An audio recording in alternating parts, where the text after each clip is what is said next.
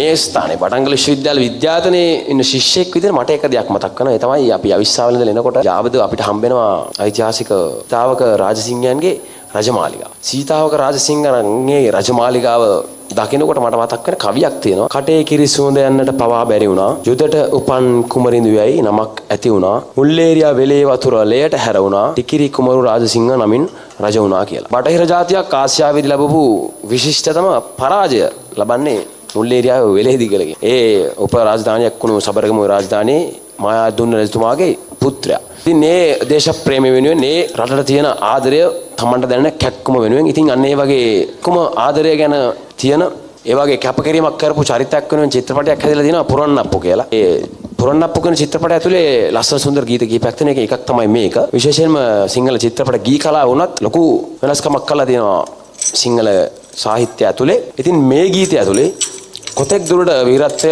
සංකේතවත් කරලා තියෙනවද? ඔව් අපි ඊළඟ ගීතය හැටියට තෝරාගෙන තිබෙන ගීතය මර්වින් කිව්වා වගේම මේ රචනා කරන්නේ මේ අපේ සබරගමුවෙන් බිහි වෙච්ච විශිෂ්ට කවියෙක් පරාක්‍රම කොඩිතුවක්කු කවියා. පරාක්‍රම කොඩිතුවක්කු කියලා කියන්නේ අපේ සිංහල කාව්‍ය ක්ෂේත්‍රයේහි නව කවිය 70 දශකයේ නව කවිය අලුත්ම මානයකට ගෙනෙන්න පුරෝගාමී වුණු කවින් දෙතුන් දෙනාගෙන් එක්කෙනෙක්. පරාක්‍රම කොඩිතුවක්කු හරි වැදගත් අපි කාව්‍ය සාහිත්‍යය ඇතුලේ. තුමා විසින් තමයි මේ ගීතයේ පෙළ රචනා කරන්නේ.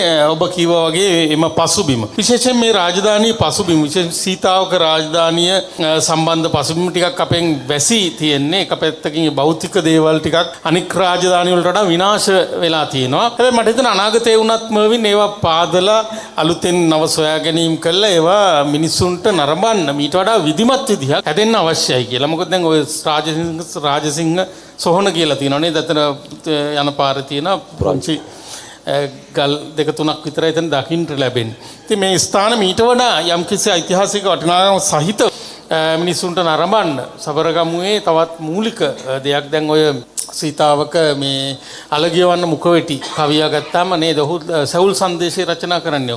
ඔව් සැවුල් කියන්නේ කුකුල. කුකුලෙක් අත පණිවිඩයක් නැවත ඔන්න කුකුලාවනේ. සැවුල් සංදේශය රචනා කරන ඒ වගේම දැන් මුඛවෙටි ජීවත් වුණේ ඇත්තටම ගම්පහ දිස්ත්‍රික්කයට ආශ්‍රිතව. නමුත් ඔය සීතාවක රාජධානියේ තමයි ඔහු කටයුතු කරන්නේ. ඔහු හටන් කාව්‍ය කුන්ස්තත්තිනු හටන කියන හටන් කාව්‍ය රචනා කරන්නේ මුඛවෙටි කවියා විසින්. දැන් මේ හටන් කාව්‍ය කියලා කියන්නේ එකල තිබුණු ප්‍රමුඛ සටන් මූලික කරගෙන කාව්‍යකුත් බිහි වෙනවා. ඒක තමයි විශේෂත්වය. දැන් මොන්න මුල්ලේරියා සටන යනකොට සටන අවසන් වෙච්ච එක ඒකට අදාළ කවි බිහි වෙනවා. එතකොට මෙහෙම අපේ ප්‍රමුඛ සියලුම සටන් වලට අදාළ කාව්‍ය තියෙන ඒවා හඳුන්වනවා අපි හටන් කවි කියලා. මේ හටන් කවි රිද්මේ තියාගෙන නේද? ප්‍රේමසිරි කේමදාසයන් මේ හටන් කාව්‍ය රිද්මෙන් සංගීතවත් කරපු ගීතය.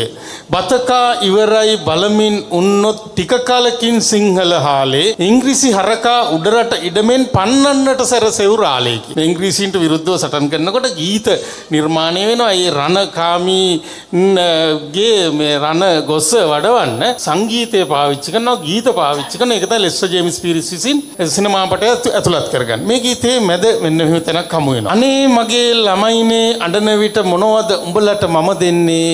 බනේ සිටින දෙවියෝ අද ඇතනම් සුද්ධව හතරට පළවන්නේ කියලා කියනවා. මමින් මට පුංචි කාලේ අපේ කිරියම්ම කියන කවියක් මතක් වෙනවා. උනේ පනේ නැති ගනේ වලව්වේ වී කෙටුමට පණිවිඩ ආවේ වී කෙටුවා මිස දුන්නු දෙයක් නැත ගෙදරට ආවේ හැන්දෑවේ. අනේ මගේ දරුවනේ අඬන විට උඹලට මොනවද මම දෙන්නේ? බනේ සිටින දෙවියෝ අද ඇතනම් මැණිකේව හතරට පළවන්නේ. වස් කවියක්. ඔන්න බලන්න මේ සබරගම ජන කවියෙම ගීතේට පරාක්‍රම කොඩිතුවක්කු කවිය ගන්නවා. වනේ සිටින දෙවියෝ අද ඇතනම් සුද්ධව හතරට පළවන්නේ. මේ ගීතයේ මූලය සබරගමු ජන කවියක්. නිසායි රණකාමීත්වය නේද මේ සබරගමුවටත් අදාළ වුණු මේ රණකාමීත්වය හටන් කවි සාහිත්‍ය කියන එක. මේ හටන් කවි කිව්වේ මිනිසුන්ට කියවන්න.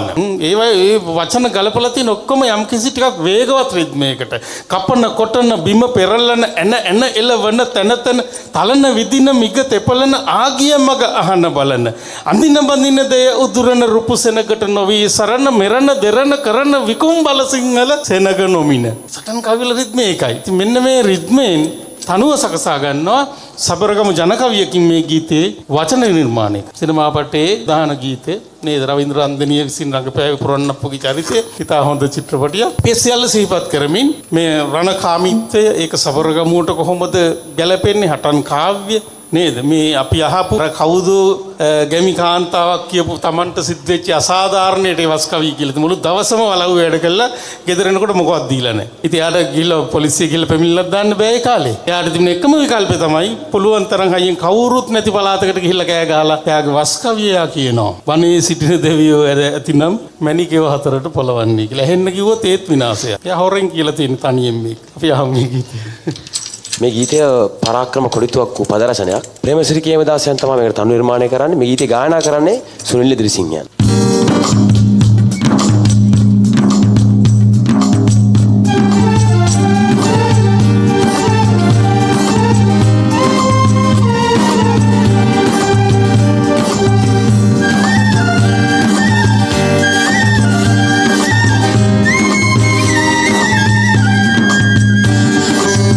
පතකා ඉවරයි බලමින් උන්නොත් ටික කලකින් සිංහල ආලේ ඉංග්‍රීසි හරකා උඩ රට ඉඩමින් පන්නන්නට සැරසෙවුරාලේ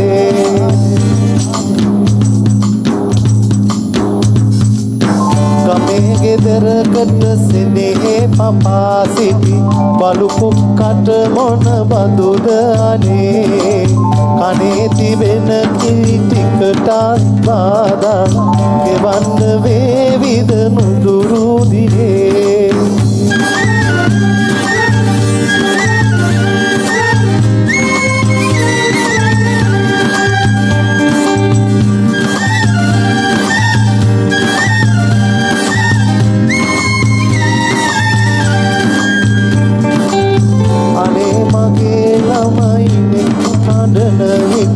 මොනවද නොඹලට මම දෙන්නේ වනේ සිටින දෙවියෝ අද ඇත්නම් සුද්දව හතරට බලනවනේ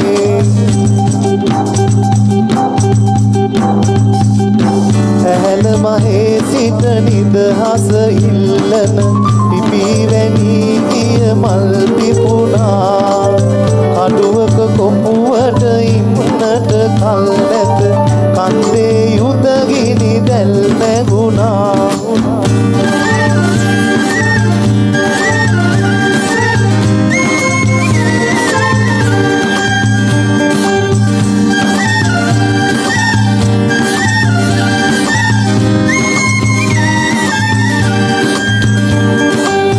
සප්පායම් දී ජාතික ආලෙන් කොස්කොටනා කඩුමුව තියලා අපන්නේ කවදද පරසුද්දන් සිංහල පොළොවේ කැති ගාලා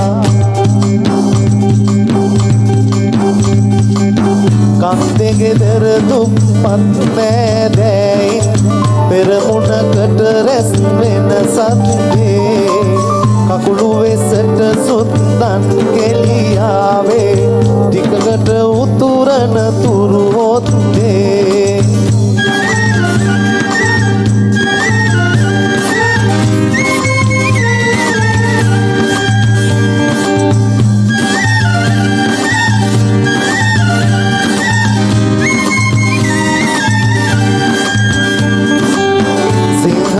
දරුවන් උඩ විසි කරලා අමුණයි බයිනෙත් දුවේ හිට්බේ පුරන් අප්පු කන්දට වැඩි දෙවියෙක් මාරසෙනග මැද යම යුත්තේ